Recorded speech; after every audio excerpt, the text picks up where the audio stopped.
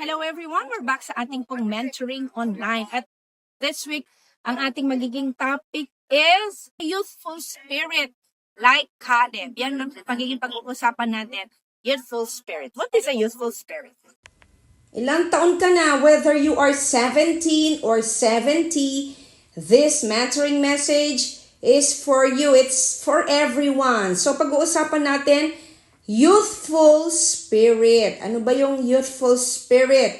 Magkakaroon tayo ng case study in the life of Caleb. So a youthful spirit isn't about age. It's about attitude. Sabihin natin, it's about attitude. So you can be 70 and still have more energy, faith, and joy than someone who's 20. A youthful spirit comes from being alive in God, filled with hope, curiosity, and courage. So ang ating Bible character na si Caleb, he was 85 years old when he claimed the mountain of Hebron. Though his body aged, his faith, courage, and passion ay nanatiling very young. So yung true youthfulness is not measured in years, but in spiritual vitality and trust in God. Imagine at age 85 years old, he said, and this is our key verse for today, I am still strong. I am still as strong today as the day Moses sent me. Now give me this mountain. Joshua chapter 14, verses 10 to 12. Wow, that's a youthful spirit. So pag-aralan natin ngayon, very quickly, reasons why Caleb had a youthful spirit. Number one, obvious reason is because he followed God fully. So sa pagsunod natin sa Panginoon, kailangan completely, hindi partial. Sabi nga ng Proverbs chapter 14 verse 24, but because my servant Caleb has a different spirit and follows me wholeheartedly. So Caleb's different spirit set him apart. Meron siyang total devotion to God. His faith did not waver even when others were afraid. So kung matatandaan nyo, Caleb was with Joshua. They were the two spies who reported positive. Hindi po sila katulad ng mga ibang spies na negative na lang ang nakita nila nung sila po ay mag-spy sa Canaan.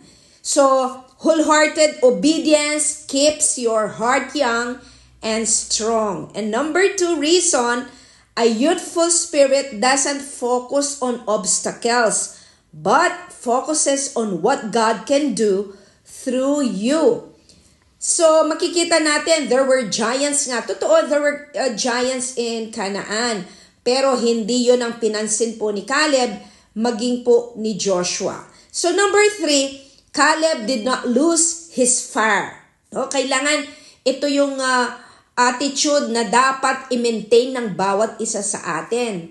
The more we get older, the more na lalo tayong nagiging on fire in serving the Lord, on fire in loving our family, always on fire in doing things for the glory of God. Even at work, wag nating hayaan na tayo po ay unti-unti nagda-die down yung zealousness natin sa lahat ng ating ginagawa.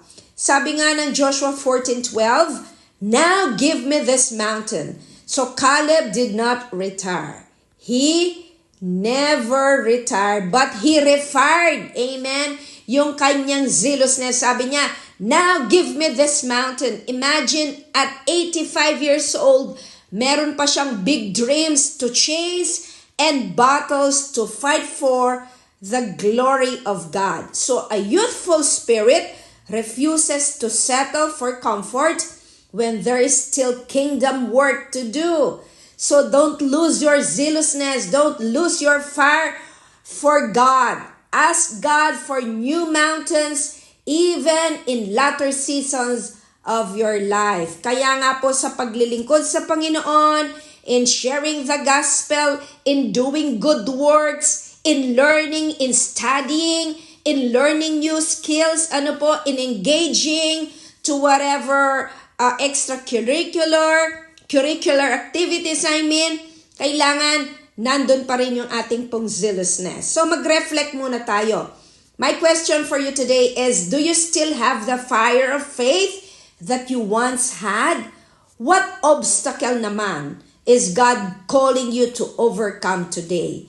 Yang bang katamaran or complacency or whatever negativity that is hindering you to fulfill your higher purpose for the glory of God?